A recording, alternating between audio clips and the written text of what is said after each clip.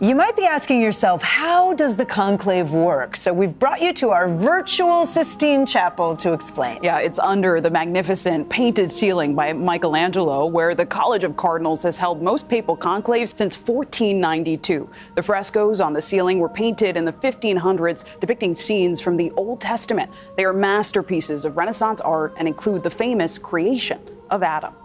The conclave meets 15 to 20 days after the Pope dies. It is steeped in history, rituals, and traditions. While there are currently 252 members of the College of Cardinals, only those under the age of 80 are eligible to vote.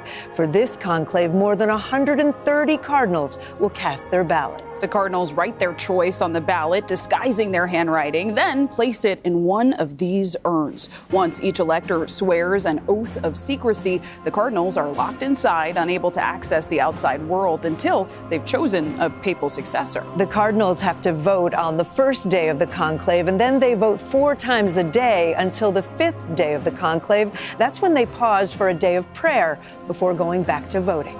They keep voting over and over again until they reach a 2/3 majority backing one individual. The cardinals don't have to sleep there, though. They are allowed to leave and stay at St. Martha's House, a residence within the Vatican grounds, before going right back to voting. You may remember hearing about the conclave smoke. 2 stoves are brought into the Sistine Chapel. One burns the actual written ballots cast by the cardinals. The other produces the telltale black or white smoke by adding certain chemicals to the ballots themselves. On the days when there's no consensus, the cardinals send up a black smoke signal. But once they've chosen a pope, it's white smoke. Before that smoke signal is sent, though, the dean of the College of Cardinals asks the next pope, do you accept this responsibility?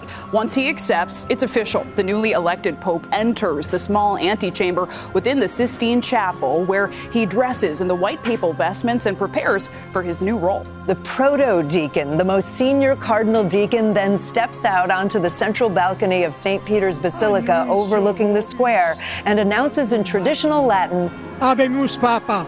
We have a pope, revealing the cardinal's name and the new papal name he has chosen. Then the bells of St. Peter's are rung, announcing to the world the church has a new pope.